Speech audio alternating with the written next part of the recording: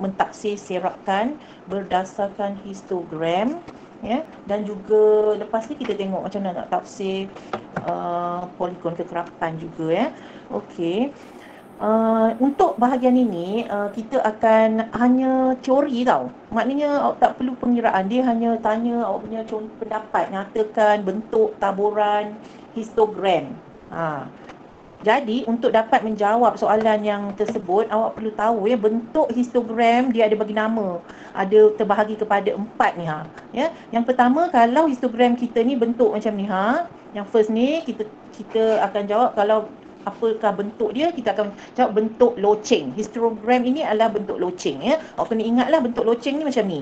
Okey. Yang kedua adalah yang straight ni, senang je lah, seragam. Ini histogram yang bentuk seragam. Dan yang ketiga ni, histogram ni nama dia bentuknya pencong ke kanan. Kalau awak tengok dia sebelah kiri tinggi, sebelah kanan ni pendek, ini adalah jenis histogram pencong ke kanan. Itu nama dia ya, bukan pocong tau, pencong. Boleh? Lagi satu, kalau sebelah kanan dia lebih tinggi daripada sebelah kiri, keadaan macam ni, pencong ke kiri. Tengok mana yang lebih rendah. Kalau rendah kiri, pencong ke kiri. Kalau rendah di sebelah kanan, pencong ke kanan. Okey, boleh ingat ya? Itu nama-nama histogram, jenis histogram. Okey, jom kita tengok pula contoh yang nombor 5 ni ya. Okey, soalan dia diberi raja di bawah menunjukkan 2 histogram yang mewakili masa yang diambil oleh 25 orang perenang dalam 2 acara berbeza. Apa yang perlu kita buat untuk soalan ni, kita kena tengok betul-betul. Study graf dia. Dia bagi apa? Okey, yang ini dia kata 100 meter. Tajuk graf histogram ni adalah 100 meter gaya kuak lentang. Ini nama jenis renang itulah kan. Yang kedua ni pula histogram untuk 100 meter gaya bebas. Okey, lepas tu kita tengok soalan. Dia kata nyatakan bentuk taburan histogram bagi kedua-dua acara tersebut. Itulah yang kita kena nyatakan. Apakah jenis? So yang pertama ni bentuk histogram, dia dah beritahu kalau jawapan ni bentuk taburan histogram bagi acara 100 meter. Awak kena senaraikan lah ya. Gaya kuak lentang ialah bentuk loceng. Ni bentuk loceng kan yang ni. So awak tuliskan bentuk loceng. Manakala yang gaya bebas ni adalah yang seragam, lurus, lebih kurang lurus je. So nama dia seragam. Ya, itu saja jawapan awak. Senang je kan? Just nyatakan bentuk histogram tu. Okey. Yang kedua, dia tanya acara mana kamu mempunyai serakan masa, catatan yang lebih luas, berikan sebab anda. Kita kena kira untuk tentukan serakan dia.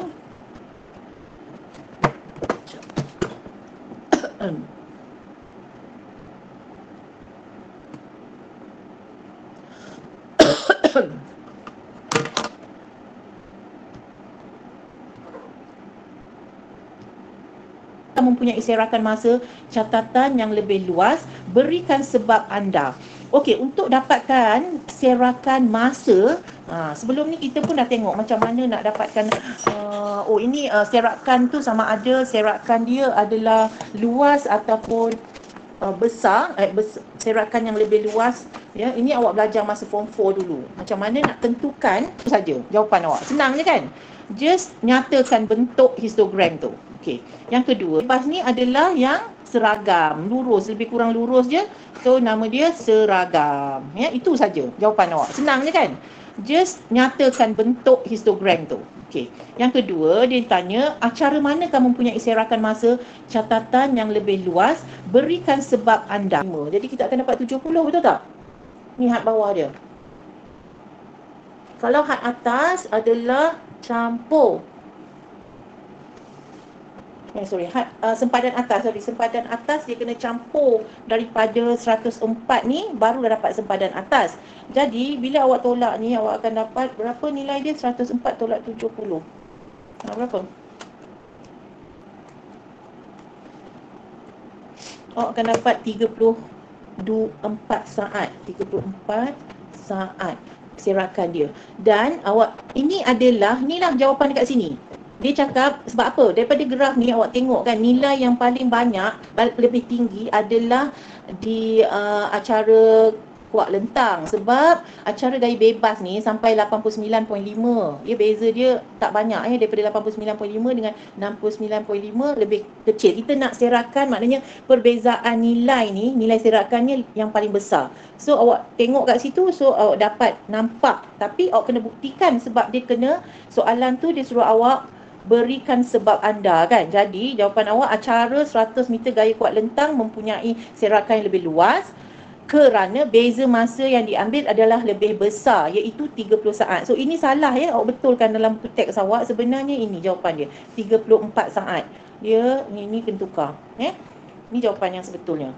Okey, kemudian soalan C, antara gaya kuat lentang dan gaya bebas, acara yang manakah menunjukkan prestasi perenang yang lebih baik? Awak tengok, kalau berenang nak dapat tempat yang nombor 1, mesti masanya lebih pendek kan? Mana yang masanya yang lebih pendek? Untuk kuat lentang ataupun gaya bebas? Yang ini sampai 104 minit kan? Yang ini 89.5. So jawapan awak yang mana? Siapa boleh jawab? Acara mana mempunyai prestasi perenang yang lebih baik? Yang boleh gaya bebas. Gaya bebas kan. Lepas tu tulislah jawapan awak. Sebab ni acara 100 meter gaya bebas, jawapan dia kerana kebanyakan jatuh masa perenang adalah lebih baik kan, lebih pendek, lebih cepat sampai. Okey, jom kita tengok next contoh yang ke-6 ni. Contoh 6 ni kita nak mentafsir graf poligon kekerapan Ini graf poligon kekerapan. Jadi kita tengok poligon kekerapan di bawah menunjukkan harga jualan rumah. Harga jualan rumah yang dijual di 2 buah kawasan yang berlainan bagi tempoh 6 bulan yang lepas. Okey, inilah. So dia tunjukkan yang warna merah ni adalah kawasan A dan yang B ni adalah yang biru ni kawasan B A, soalan dia nyatakan bentuk taburan bagi kedua-dua kawasan tersebut. Macam mana nak jawab? Nak nyatakan apa yang kita nak nyatakan? Jadi kalau soalan yang macam ni, bentuk taburan awak kena tengok yang macam kita graf histogram tadi kan, bentuk taburan dia. Sebenarnya histogram poligon ni pun boleh terhasil daripada bentuknya. Awak tengok garis yang putus-putus ni untuk kita guna pakai bagi poligon kegerapan. Sebab dia sama je lebih kurang. Histogram dengan poligon kegerapan boleh dilukis pada graf yang sama kan. Jadi yang mana satu jawapan dia? Bentuk apa? Serakan dia jenis bentuk apa? Itulah yang Bentuk 4 tu. Pencong kan, yang untuk kawasan A ni sebab kanannya rendah, so pencong ke kanan. Manakala yang kawasan B ni yang rendah adalah sebelah kiri, jadi bentuk apa? Siapa boleh jawab? Aisyah Umairah. Bentuk apa? Aisyah Umairah. Mana dia Aisyah? Pencong ke kiri. Senyap je. Pencong ke kiri, yes. So jawapan awak tulislah bentuk taburan bagi harga jualan rumah di kawasan A ialah pencong ke kanan, dan manakala kawasan B pencong ke kiri. So awak kena ingat untuk menjawab atau tafsiran bagi graf histogram ni dan juga poligon kegerapan, kena rujuk pada table yang, bukanlah table, graf ni, nama-nama yang ini ada 4 je. Bentuk loceng, seragam, pencong kiri, pencong kanan. Okey. Lepas tu soalan yang B ni, dia kata bandingkan serakan harga jualan bagi kedua-dua kawasan tersebut. Okey, kalau dia suruh awak bandingkan saja, tak perlu pembuktian. Macam tadi bahagian B ni dia suruh awak berikan sebab kan. Acara manakah mungkin ini, lepas tu berikan sebab. Awak kena berikanlah, tunjukkan nilai ni, beza masa tersebut. Tapi kalau dia tak tanya, macam soalan yang ini, hanya awak bandingkan serakan, awak hanya beritahu sajalah. Tapi untuk awak dapat jawapan yang tepat, mana satu? Adakah harga jualan rumah di A ataupun di B yang mempunyai taburan macam mana? Taburan ni macam mana? A dan B ni macam mana serakan harga jualan dia? Kalau kita study daripada graf ni, untuk rumah A ni, harga rumah dia adalah daripada RM64,999.50 hingga ke 309 kan?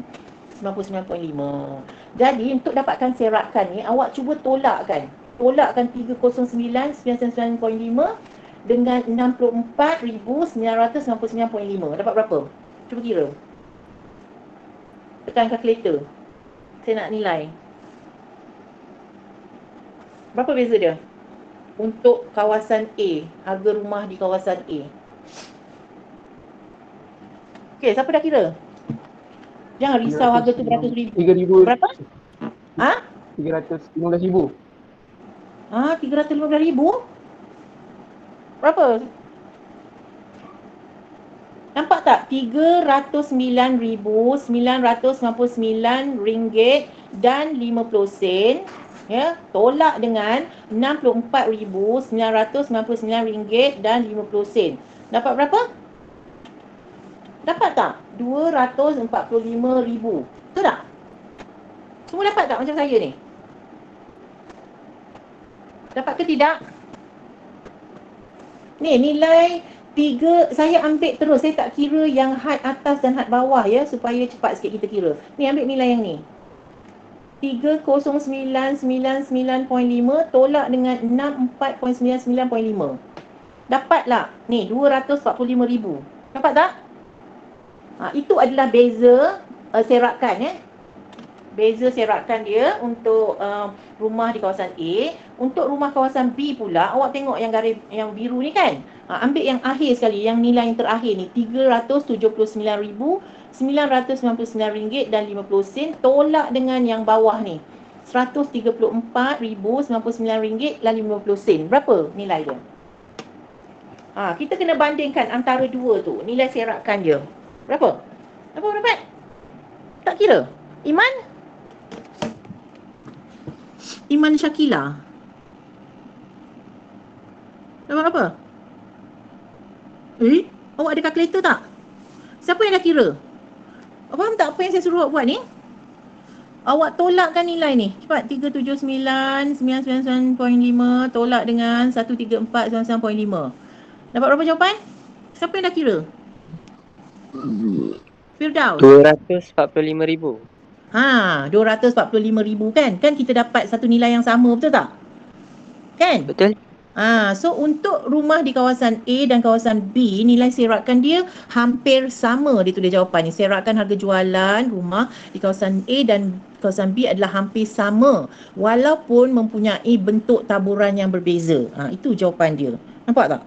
Ya, walaupun harga dia berbeza, taburan bentuk, so satu pencong kiri, satu pencong kanan, tetapi awak dah kira serakan dia, kedua-duanya adalah sama sebenarnya kan. Jawapan ni ditulis hampir sama, sebenarnya sama. Kalau tulis sama pun betul. Okey, yang ketiga, pada pendapat anda, kawasan yang manakah mungkin mewakili kawasan bandar dan luar bandar? Ini sangat senang. Yang mana? Itu kan, orang tak belajar maths pun tahu jawab soalan ni, betul tak? Tapi kena pandailah baca graf poligon kekerapan ni. Kan, ini adalah harga jualan. Kalau kita tengok harga kawasan A ni ya, range dia saya dah cakap dah tadi, daripada 64,000 hingga ke 64,999.5 hingga ke 309 kan. Manakala kawasan B pula 100 ya, starting harga paling rendah pun RM134,999.50 sehingga ke 300 lebih. Jadi kita tahu dah kalau dari sini, kalau yang murah ni mestilah kawasan luar bandar. Kan, jadi A ni adalah kawasan luar bandar dan yang B ni mahal sebab kawasan bandar. Betul tak? Contohnya rumah-rumah di Tasik Puteri lebih murah dibandingkan rumah-rumah di KL. Betul tak? Kita kira jauh dari bandar lah Tasik Puteri ni. Kalau kawasan yang dalam bandar, semuanya mahal. Dia market value dia sangat mahal. Okey, jadi jawapan dia, awak nanti kalau soalan tu keluar, awak buatlah jawapan ayat sendiri. Tak perlulah nak hafal jawapan dalam buku teks ni. Yang penting point dia ada, iaitu kawasan A mewakili kawasan luar bandar kerana kebanyakan harga rumahnya adalah rendah. Manakala kawasan B pula mewakili kawasan bandar kerana kebanyakan harga rumahnya adalah tinggi. Okey, boleh? So hari ni kita hanya belajar mentaksirkan graf saja. Senang sangat. Awak boleh skor markah kat sini ya. Dia memang akan keluar dalam paper 2. Sekarang ni kan paper 2 ada 3. Bahagian A, bahagian B dan bahagian C. Jadi bahagian A markah yang paling sikit lah dalam 3 ke 4. Bahagian 3 ke 4 betul kan? Dan bahagian B tu adalah 9 markah kan? Itu soalan panjang lah. So ini mungkin masuk dalam bahagian A. Sangat senang. Awak boleh tak tafsirkan setakat ini apa yang saya dah terangkan? Awak boleh tak?